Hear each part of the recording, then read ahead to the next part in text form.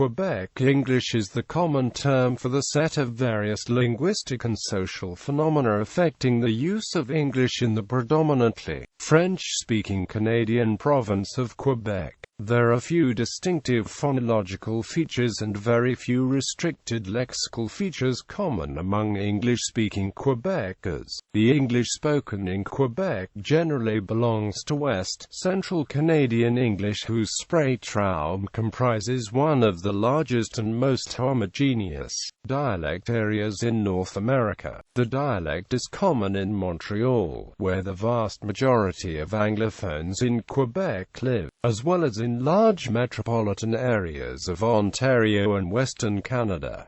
It is very similar to General American English. English-speaking Montrealers also have established ethnic groups that retain distinct lexical features. Irish, Jewish, Italian, and Greek communities all speak discernible varieties of English.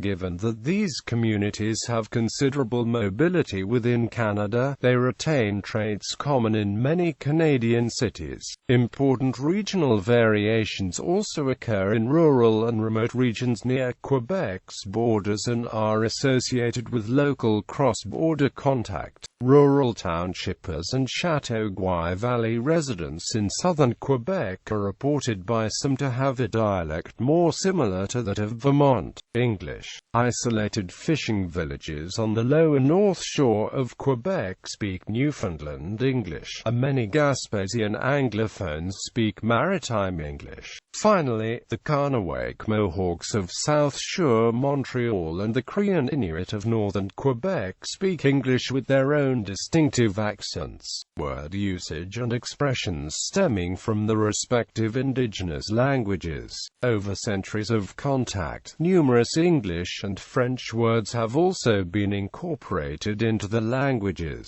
Francophone second language speakers of English use an interlanguage with varying degrees of Quebec accented pronunciation. For example, they often pronounce instead of. Some speakers pronounce for the phoneme, some speakers mispronounced some words, and some pronounce for the word message. Since French-speaking Quebecers greatly outnumber English speakers in most regions of Quebec, it is more common to hear this in public areas. Some English speakers in overwhelmingly francophone areas exhibit some of these features, but their English is remarkably similar to that of other varieties of English in Canada. All of these variations constitute what is commonly perceived as Quebec English. Note: the following practices are denoted by the symbol N at, as they are not deemed acceptable in English language writing and broadcasting in Quebec. The same lack of acceptability holds true by standards of English outside Quebec.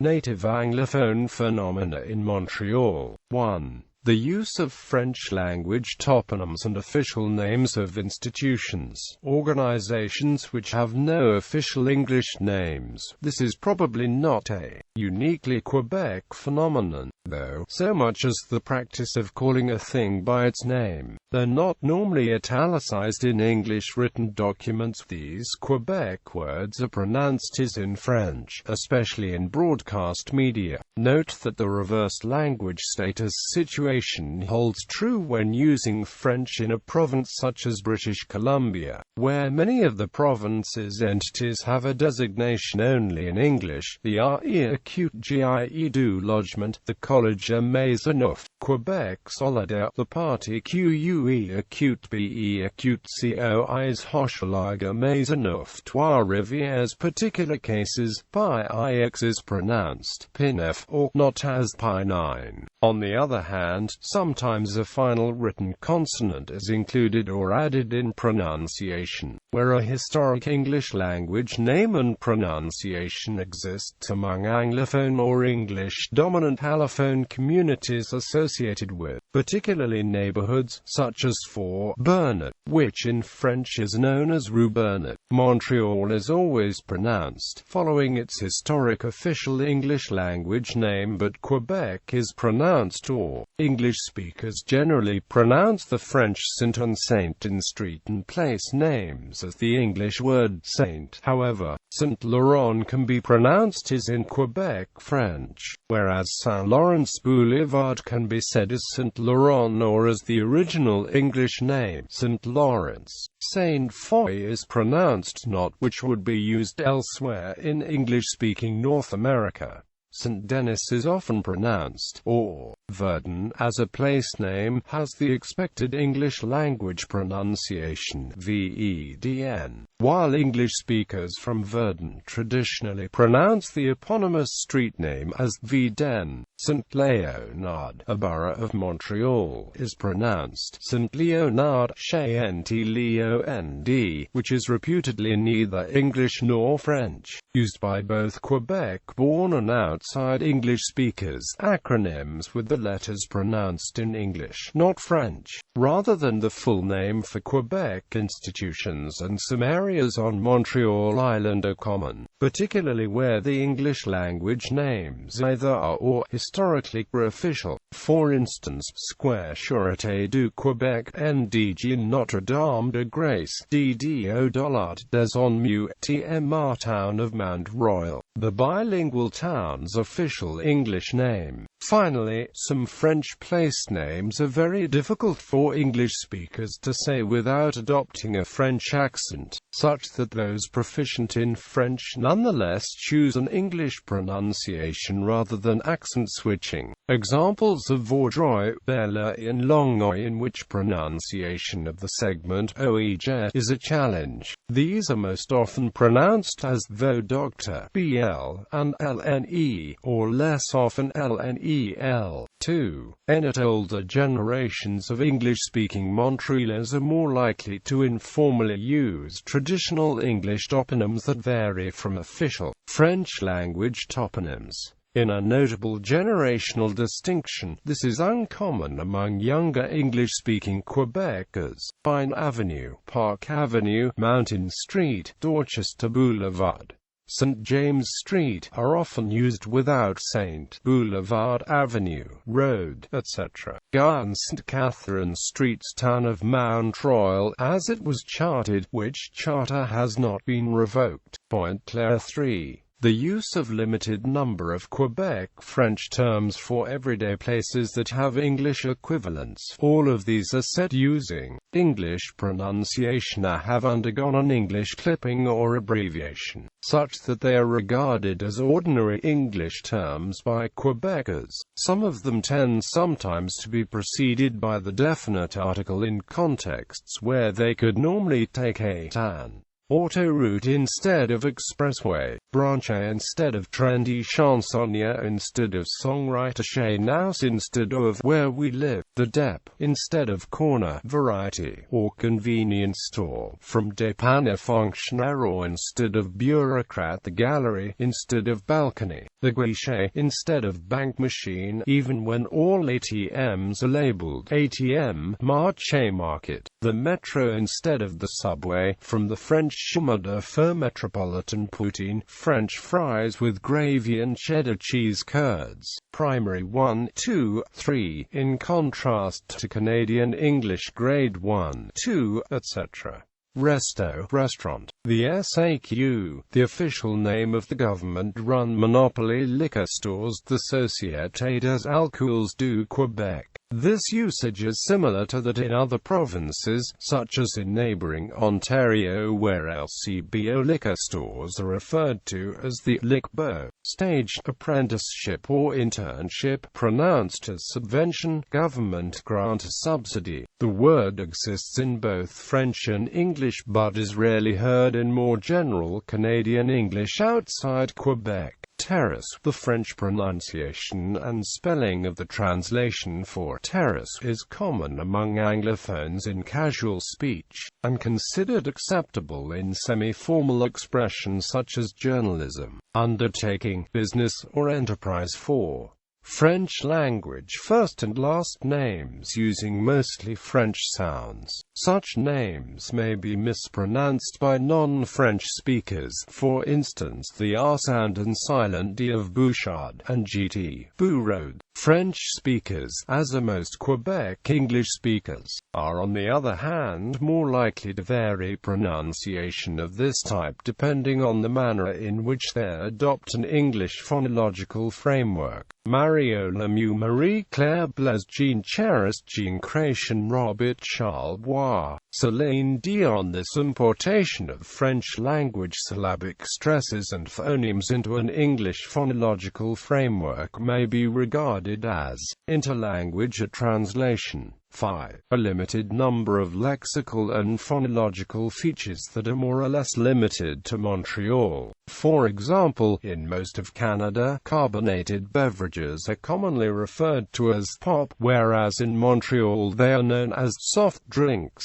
Also, Montrealers tend not to tense the vowel before nasal consonants, unlike most other Canadians, so that the vowel sound in man is more or less the same as the vowel in mat, rather than being higher and fronter. 6. Certain English language grammatical improprieties in hospital rather than in the hospital. French language phenomena in English. High frequency second language phenomena by francophones, allophones, and generally non-native English speakers occur, predictably, in the most basic structures of English both in and outside of Quebec, commonly called Franglish or Franglais. These phenomena are product of interlanguage calques, the mistranslation, and thus may not constitute so-called Quebec English, to the extent that these can be conceived of separately, particularly since such phenomena are similar among English subsequent language French speakers throughout the world, leaving little that is Quebec-specific. N at the use of French collocations. Close the TV, turn, shut off the TV, close the door, lock the door, open the light, turn on the lights, close the light, turn off the lights, take a decision, make a decision, put your coat on, pass someone money, lend someone money, pass the vacuum, run the vacuum. N at the use of French grammar and no grammatical change. Many of these constructions are grammatically correct but only out of context. It is both the calquing and linguistic transfer from French and the betrayed meanings that make these sentences foreign to English. He talked to me yesterday. He talked to me yesterday. Me, I work in Laval. I work in Laval. He have many books. There are many books. I like the beef and the red wine. I like beef and red wine. You speak French. Do you speak French? We were a four. There were a four of us. We're Tuesday. It's Tuesday. I don't find my keys. I can't find my keys.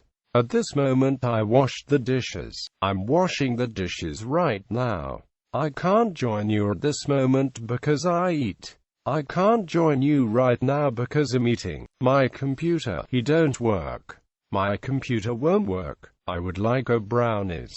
Could I have a brownie? I would like shrimps with broccolis. Could I have some shrimp and broccoli? Do you want to wash the dishes? Would you wash the dishes? We have to go in by downstairs. We have to go in downstairs. You're going to break it.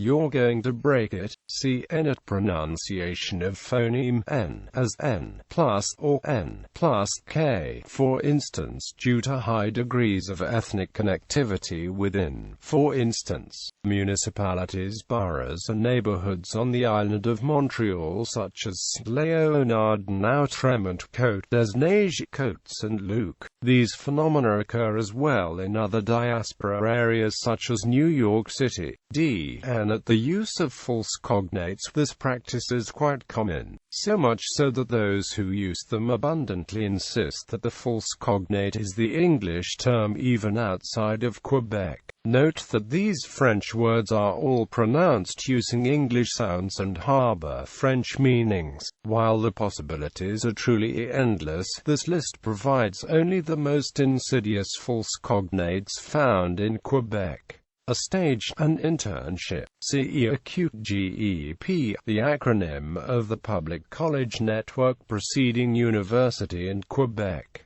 Chinese pâté or shepherd's pie, a cold plate, some cold cuts, coordinates, for address, phone number, email, etc.